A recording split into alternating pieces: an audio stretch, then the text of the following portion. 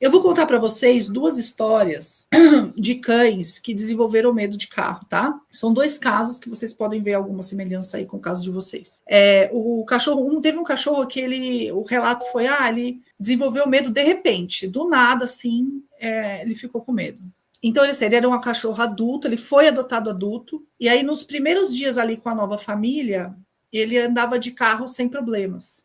Ele ficava quieto no banco de trás, caladinho ali. Era super fácil andar com ele, era só pôr ele no carro que ele ficava ali e não saía. Aí o tutor dele, né, o novo tutor dele, achou que ele estava adorando andar de carro, então ele estava de boa ali, relaxadinho, estava tranquilo, né, ele estava tranquilinho ali. Só que ele não percebeu que, na verdade, o cachorro estava em estado de congelamento emocional, ele estava congelado, ele estava tão apavorado que ele não conseguia nem mexer o corpo dele. Então era aquele corpo em pânico, né, travado, ele não conseguia ter reação de tanto medo. Aí, com o tempo, né, que você vai entender o do nada, quando ele começou a confiar nas novas pessoas na casa, entender a dinâmica da casa, eu falo muito isso, né, quando o cachorro começa, ele sai de um grupo e entra no outro, ele precisa entender a dinâmica daquele grupo. Pelo mesmo motivo do cachorrinho que eu falei, quando ele entra num grupo novo, porque aquele bando de som lá é um grupo novo, ele precisa entender como funciona aquele grupo, até ele entender como ele se comporta naquele grupo.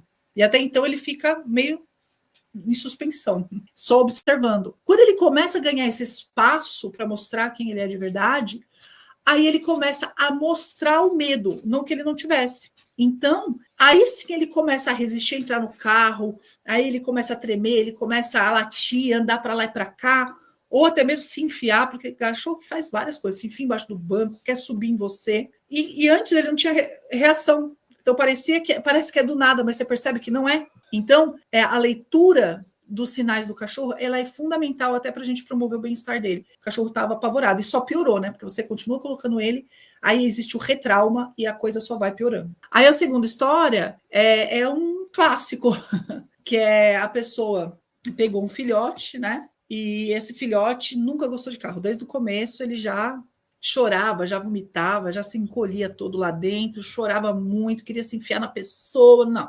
Aí, como o bicho é filhote, a pessoa tem a mentalidade assim, ele tem que se acostumar. Tem que se acostumar com isso, porque filhote você segura, né? Você restringe ele. E aí continua levando o bicho de carro e segurando ele e forçando, né?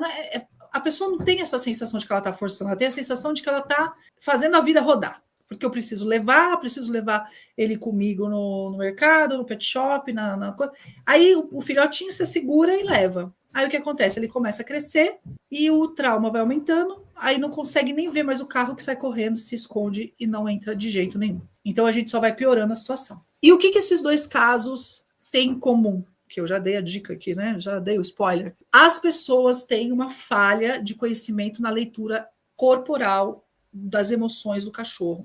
Existe um consenso que medo de cachorro é quando ele treme, quando ele gane, quando ele debate, ou quando ele enfia o rabo entre as pernas. E isso não é verdade, tá? Isso não é verdade. Tem vários tipos, tem aí uns 2 tipos de medo, e a gente precisa entender como ler isso, porque senão, tanto fazer o cachorro sofrer acidentes quanto você, ou uma criança, ou outra pessoa sofrer acidente. Então, e também o cachorro, lembrando que o cachorro ele vai sofrer muito. Se você não lê corretamente os sinais que ele te dá, você não consegue conferir bem-estar a ele. Então, ele sofre demais. E o cachorro não fala, né, gente? Não fala com a voz. Às vezes sim, mas porque ele late de formas diferentes. Mas ele fala com o corpo. Então, a gente tem a obrigação, né, como pessoas que gostam de cachorro, de realmente entender o que ele está falando de verdade, tá? Sem essas coisinhas aí do Instagram, aí, pelo amor de Deus. O que acontece? Qual que é a via normal, né? Qual é o caminho que isso toma? Por inércia. O cachorro não gosta de andar de carro. No início a pessoa tenta segurar, tenta forçar, tenta, né? Não, vai assim mesmo, tal. E depois quando a pessoa vê que o negócio sai do controle, tá sofrendo demais, ai que canseira. Qual é a solução? O cachorro não gosta de andar de carro, então vamos deixar em casa. Então, não vou mais levar. E assim, às vezes não é uma decisão consciente. Vamos deixar esse cachorro em casa que tá um saco. É uma decisão quase inconsciente mesmo, de você tentar evitar o seu sofrimento e o sofrimento do cachorro. E aí você deixa ele em casa.